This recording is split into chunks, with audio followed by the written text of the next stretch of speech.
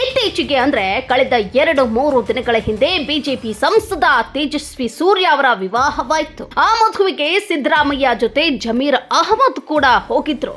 ಸೂರ್ಯ ಕೂಡ ನಗುತ್ತಲೇ ಜಮೀರ್ ಅವರನ್ನ ಅಪ್ಪಿಕೊಂಡ್ರು.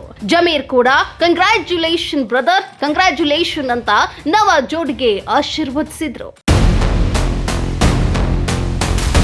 ಕಳೆದ ತಿಂಗಳಷ್ಟೇ ಬಿಜೆಪಿ ಎಂಎಲ್ಎ ಆಗಿರುವ ವಿಶ್ವನಾಥ್ ತಮ್ಮ ಮಗಳನ್ನ ಕಾಂಗ್ರೆಸ್ ಎಂಎಲ್ಎ ಆದ ಬೈರತಿ ಸುರೇಶ್ ಅವರ ಮಗನಿಗೆ ಕೊಟ್ಟು ಅರಮನೆ ಮೈದಾನದಲ್ಲಿ ಅದ್ಧೂರಿಯಾಗಿ ಮದುವೆ ಮಾಡೋ ಮೂಲಕ ಸಂಬಂಧಿಕರಾಗಿದ್ದಾರೆ. ಇದಕ್ಕೂ ಸೌಜನ್ಯ ಪ್ರಕರಣಕ್ಕೂ ಏನ್ ಸಂಬಂಧ ಅಂತೀರಾ? ಹೇಳ್ತೀನಿ. ಅದಕ್ಕೂ ಮುನ್ನ ಇದೇ ಜಮೀರ್ ತೇಜಸ್ವಿ ಸೂರ್ಯರನ್ನ ಯಾವ ರೀತಿ ಹೋಗಿದ್ದು ಉಪ್ಪಿನಕಾಯಿ ಹಾಕಿದ್ರು ಅಂತ ಒಮ್ಮೆ ನೀವು ನೋಡಿ. ಯಾವ್ದ್ರಿ ಜಾತಿ ಯಾರ್ರಿ ಗೊತ್ತು?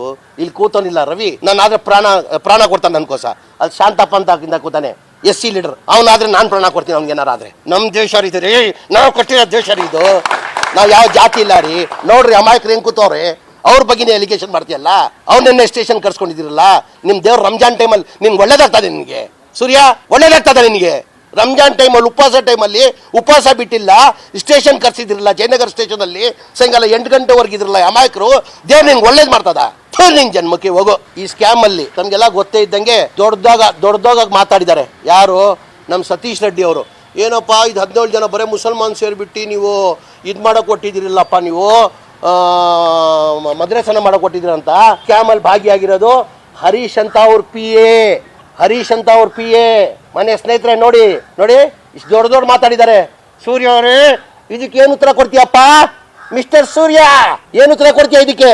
ಹೇಳು ಒಂಚೂರು. ಇದಕ್ಕೇನು ಉತ್ತರ ಕೊಡ್ತೀರಿ ಹೇಳಿ MP ಸಾಹೇಬ್ರೆ. ನಿಮ್ MLA ಜೊತೆ ಕರ್ಕೊಂಡು ಹೋಗಿದ್ರಲ್ಲ, ಅವ್ರ PA ಹರೀಶ್ ಇನ್ವಾಲ್ವ್ಮೆಂಟ್ ಆಗಿದ್ದಾರೆ. ಪಾಪ ಈ ಅಮಾಯಕರ ಹಿಂದೆ ಬಿದ್ದಿದ್ರಲ್ಲ ನೀವು. ಇದಕ್ಕೆ ಏನಂತೀರ ಒಂಚೂರು ಹೇಳ್ಬೇಕು ನೀವು.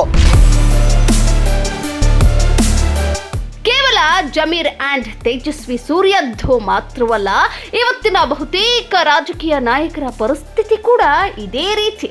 ಮಾಧ್ಯಮಗಳು ಮೈಕ್ ಹಿಡಿದ ಕೂಡಲೇ ಬಾಯಿಗೆ ಬಂದಂತೆ ಬೈದಾಡೋ ಇವರುಗಳು ನೇರ ಭೇಟಿಯಾದಾಗ ಅಂತಮಾಜ್ನಂತೆ ಕುಚುಕು ಗೆಳೆಯರಂತಿರ್ತಾರೆ. ಅದಕ್ಕೆ ಸಾಕಷ್ಟು ನಿದರ್ಶನಗಳು ಇಂದು ನಮ್ಮ ಕಣ್ಮುಂದಿವೆ. ಸ್ನೇಹಿತರೆ, ಇವತ್ತಿನ ರಾಜಕೀಯ ಪರಿಸ್ಥಿತಿ ಅಕ್ಷರಶಃ ಕೊಳತು ನಾರ್ತಿದೆ. ಪ್ರಜಾಪ್ರಭುತ್ವ, ಸಾಮಾಜಿಕ ನ್ಯಾಯ, ಮಹಿಳಾ ಸಬಲೀಕರಣ ಎನ್ನುವುದು ಕೇವಲ ಭಾಷಣಕ್ಕಷ್ಟೇ ಸೀಮಿತವಾಗಿದೆ. ಇಂತಹ ರಾಜಕೀಯ ವ್ಯವಸ್ಥೆಯಲ್ಲಿ ಅನ್ಯಾಯಕ್ಕೊಳಗಾದವರಿಗೆ ನ್ಯಾಯ ಸಿಗೋದು ಎಷ್ಟು ಕಷ್ಟ, ಎಷ್ಟು ದುಬಾರಿ, ನ್ಯಾಯ ಸಿಗಬೇಕಾದ್ರೆ ಎಷ್ಟು ಹೋರಾಟ ಮಾಡಬೇಕು ಎನ್ನುವುದಕ್ಕೆ ಸೌಜನ್ಯ ಪ್ರಕರಣವೇ ಕಣ್ಣು ಮುಂದೆ ಇರುವ ತಾಜಾ ನಿದರ್ಶನ. ಹಾಗಾದ್ರೆ ಸೌಜನ್ಯಾಳಿಗೆ ನ್ಯಾಯ ಸಿಗೋದಿಲ್ವಾ ಎನ್ನುವ ಪ್ರಶ್ನೆಗೆ ಉತ್ತರ ಏನ್ ಗೊತ್ತಾ? ಇವತ್ತಿನ ರಾಜಕೀಯ ಪರಿಸ್ಥಿತಿಯೇ ಮುಂದುವರಿಯುತ್ತಿದ್ರೆ ಖಂಡಿತ ನ್ಯಾಯ ಸಿಗೋದಿಲ್ಲ ಅಂತಾನೆ ಹೇಳಬಹುದು. ಸ್ನೇಹಿತರೆ, ಇವತ್ತು ರಾಜ್ಯ ರಾಜಕಾರಣದಲ್ಲಿ ಇರೋ ಬಹುತೇಕರು 20-30 ವರ್ಷಗಳಿಂದ ನಿರಂತರವಾಗಿ MLAಗಳಾಗ್ತಿದ್ದಾರೆ. ಅವರೇ ಸಚಿವರಾಗ್ತಾರೆ, ಅವರೇ CMಗಳು ಆಗ್ತಾರೆ, ಅವರೇ ಹೋಮ್ ಮಿನಿಸ್ಟರ್ ಕೂಡ ಆಗ್ತಾರೆ.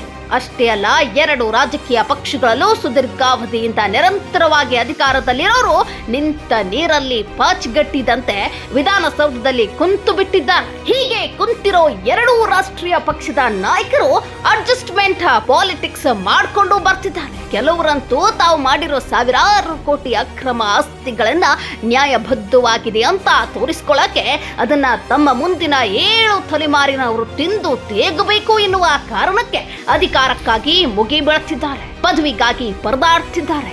ಅಕ್ರಮಗಳನ್ನ ಮುಚ್ಚಿ ಹಾಕಿಕೊಳ್ಳುವುದಕ್ಕೆ ಕೆಲವರು 100 ಕೋಟಿ ಖರ್ಚು ಮಾಡಿ ಚುನಾವಣೆಗಳನ್ನ ಗೆಲ್ತಿದ್ದಾರೆ. ಪದವಿಗಳಲ್ಲಿ ಕುಂತು ಹಣ, ಅಧಿಕಾರ ಬಳಸಿ ತಮ್ಮ ವಿರುದ್ಧ ಮಾತಾಡೋರ ಬಾಯಿ ಮುಚ್ಚಿಸೋ ಕೆಲಸ ಕೂಡ ಮಾಡ್ತಿದ್ದಾರೆ ಎನ್ನುವುದೇನೋ ರಹಸ್ಯವಾಗಿ ಉಳಿದಿಲ್ಲ. ಇಂತಹ ಜಿಡ್ಡುಗಟ್ಟಿದ ರಾಜಕೀಯ ವ್ಯವಸ್ಥೆಯಿಂದ ಸೌಜನ್ಯಾಳಿಗೆ ನ್ಯಾಯ ಸಿಗುತ್ತೆ ಎನ್ನುವ ಭರವಸೆ ಎಳ್ಳಷ್ಟೂ ಇಲ್ಲ. ಇದಕ್ಕಿರೋ ಏಕೈಕ ಮಾರ್ಗ ಅಂದ್ರೆ ರಾಜ್ಯದ ಜನ ಜಾತಿ ಧರ್ಮಗಳನ್ನ ಮೀರಿ ವಿದ್ಯಾವಂತರನ್ನ, ನಿಷ್ಠಾವಂತರನ್ನ, ಸಾಮಾಜಿಕ ಬದ್ಧತೆ ಇರುವ ಮುಖಂಡರನ್ನ ವಿಧಾನಸೌಧಕ್ಕೆ ಕಳುಹಿಸುವಂತಾಗಬೇಕು. ಪ್ರಸ್ತುತ ಇರುವ ಅಡ್ಜಸ್ಟ್ಮೆಂಟ್ ಪಾಲಿಟಿಕ್ಸ್ ಅನ್ನ ಬೇರು ಸಮೇತ ಕಿತ್ತು ಎಸೆಯುವಂತಹ ರಾಜಕೀಯ ವ್ಯವಸ್ಥೆ ನಿರ್ಮಾಣವಾಗಬೇಕು. ಆಗ ಮಾತ್ರವೇ ಸೌಜನ್ಯ ಪ್ರಕರಣಕ್ಕೆ ನ್ಯಾಯ ಸುಲಭವಾಗಿ ಸಿಗುತ್ತೆ.